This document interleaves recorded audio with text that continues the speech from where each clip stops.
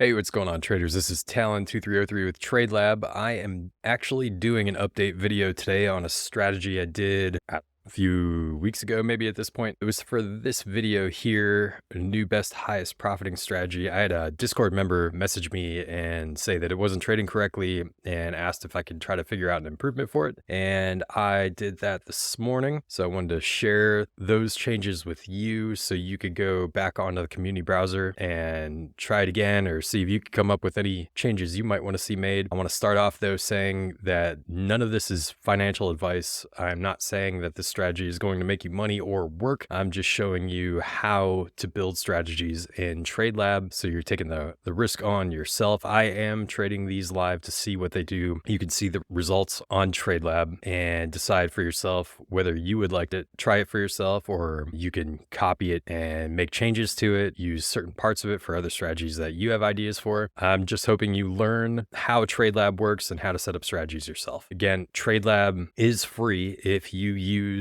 the exchange BitGet exclusively. You get unlimited bots, unlimited strategies, unlimited everything. If you want to use Bybit, Femex, or another exchange, you can pay $49 a month for unlimited bots, unlimited strategies, unlimited everything. Still a pretty awesome deal. And there's a bunch of stuff coming in the future for TradeLab, improvements, Forex, all kinds of stuff. So let's see what we did here today. So the way I had this strategy set up originally, the rules of this strategy were when price comes back down under the 50, you want to start looking for a cross of the blue line on the stochastic RSI. You want the blue line to cross back over the orange line, and there you want to start looking for a long. Now, the actual long signal is when price crosses back down and back up again, but when it crosses this time, it's greater than the first cross that was below the 20 line on the stochastic RSI. So you want it to be oversold, and like here, it crosses a couple times, but it's staying low. So you would not have entered the trade on any of these, but when it crosses back up here, it goes back above the 20 and then crosses down and crosses back up again. You would have wanted to enter the trade here, which would have been about here, and it would have been a win. So originally I had the rules on TradeLab making sure both the orange line and the blue line were below the 20 level. And then I was looking for the cross. I think I was also looking for price being below the 50 when the cross happened. I just watched this video again, and that's not quite how he did it. He was just looking for it to cross back under, well, this is a short example right here, but for a long, you're just looking for it to cross back under the 50, and then the next time the stochastic RSI crosses up, you want it to be below the 20, then you want to enter at a higher cross. So it would be the opposite for a short. So right here, the 50 would be below the 200. Right here, price crosses back up above the 50 EMA. So now I made a variable for looking for the cross, and I'll show you that here in a second. So as of this candle, actually probably this candle right here, you're looking for the cross. Here you record the stochastic blue line value because you get this cross, and then you would want to enter. So you got blue line crossing down, depending on, so blue line crossed down right here. Let's see if this would have worked. Blue line crossing down, it probably would have recorded here,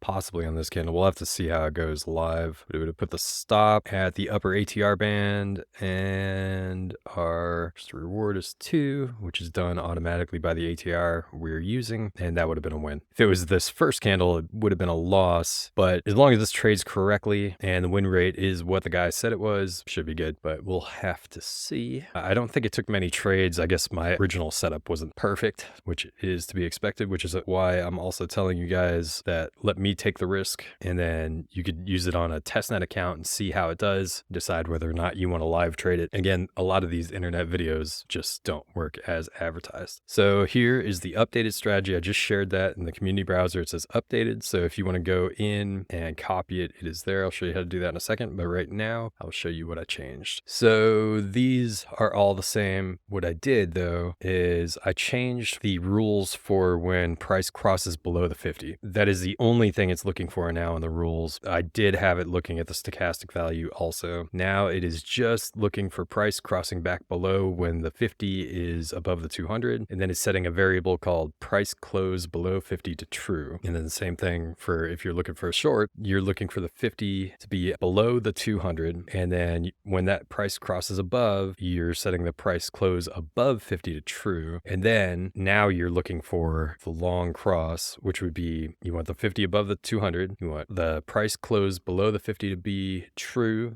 because that already happened.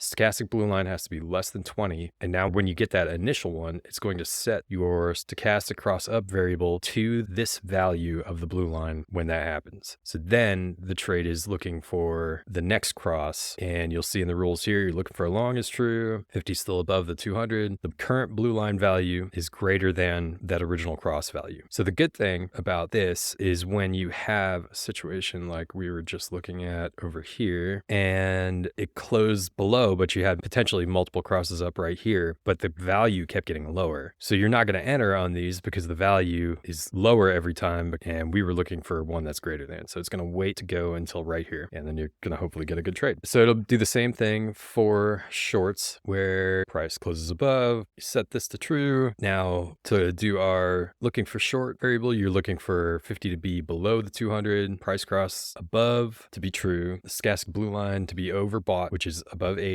And then when the blue line crosses down, you're going to record that value. And then for the short, you want the looking for short to be true, 50 EMA to still be below the 200, and the blue line to be less than the original cross value when it crosses again. And it sets our side to sell, sets our stop and take profit, and then makes all of our variables false so it can start over. I also had in the rules over here, in the trade rules, the exit rules, I had it still looking for the cross values. I took that out because once you're in a trade, that no longer matters, and you don't want it to trade by accident. We don't want it to record the value again until we're looking for a new trade. So I'm hoping that solves any of the missing trade issues. I think this only took a couple of trades for me, if any at all, but this should change it up. And then shout out to Ziv David on Discord who kept on me to update this. Hopefully this works for you guys. If you have any changes that you want to see made to any of the strategies that I'm putting up, message me and I will get to it eventually. I am busy with kids and family and work, but I am trying to do these videos and these strategies when I can. And like I said in the first video I ever made, I'm looking to try to help each other out and make us all successful. So like, share, subscribe, check back, let me know in the comments any strategies you want to see built, and hopefully we have made an improvement to this strategy. Let me know how it goes. I'll see you guys in the next video.